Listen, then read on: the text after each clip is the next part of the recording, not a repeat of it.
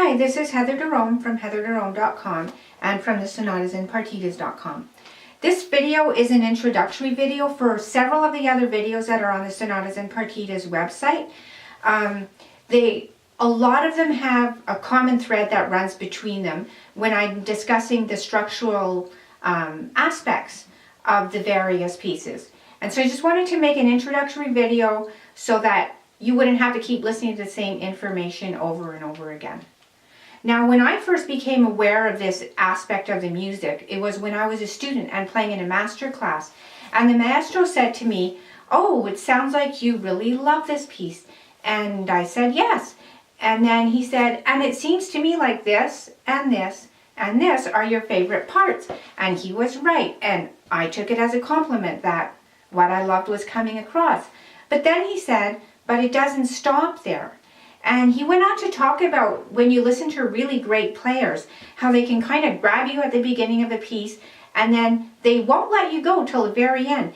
And when they're playing, it's almost like, in one sense, the whole piece is one big long phrase. You can hear all the different sections in it, but there is this sense like the energy just never kind of drops and just like lets you fall. And he was talking to me about how to be able to hear that, understand it, and bring it out in my playing. And what he was saying is that usually it's 2/3 of the way through the piece there's a sort of a climax. And I don't really think in Bach a climax is appropriate. I don't think Bach thought of it that way. In the Romantic period they did. But Bach did have this 2/3 of the way through the piece, a very important arrival is how I look at it. And everything up until that arrival happens because it's taking us to that arrival. And everything that happens after that arrival happens because it's taking us home. And when you can hear the structure in those terms, is that, okay, now we're only going to this one place. We might stop through other places on the way or pass through other places, but we arrive here. And then we go back and we arrive home. And after that, if it's a really big piece, there's usually a little coda and we close down.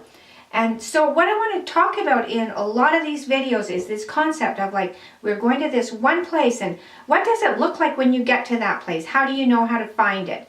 And a lot of times what it is there's just like the music just stops. You just get a half note empty octave on, it's usually on the subdominant chord, or it might be on the 6th scale degree sometimes. In both partitas, the two first partitas, it's an empty octave in most of the movements.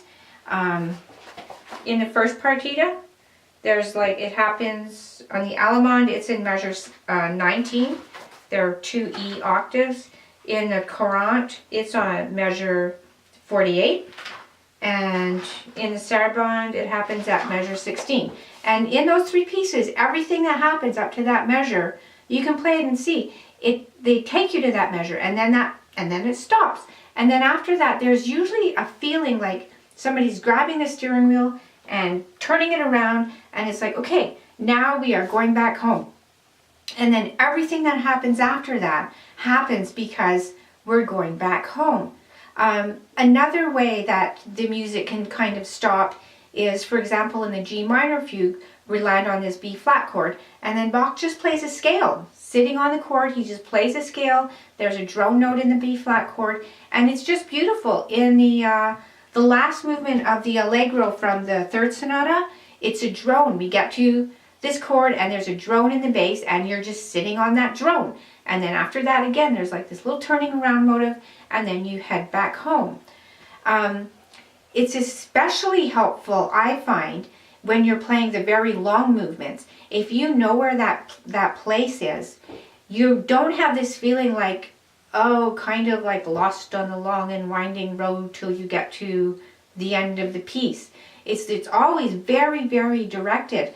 And when you're playing a fugue, if you know where that place is, like every time that Bach lands somewhere and does, like you can hear the fugue subject in all the voices, those are all the structural places that help take you to that really structurally important landing place That's usually about 2/3 of the way through the piece.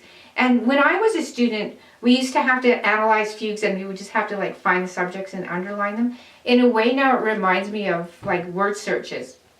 You just find these words and circle the letters, or this game that we used to play, Find Waldo or Where's Waldo, and there's like thousands of little stick people and they all look like pretty much the same, and Waldo looks a tiny bit different. You have to find Waldo.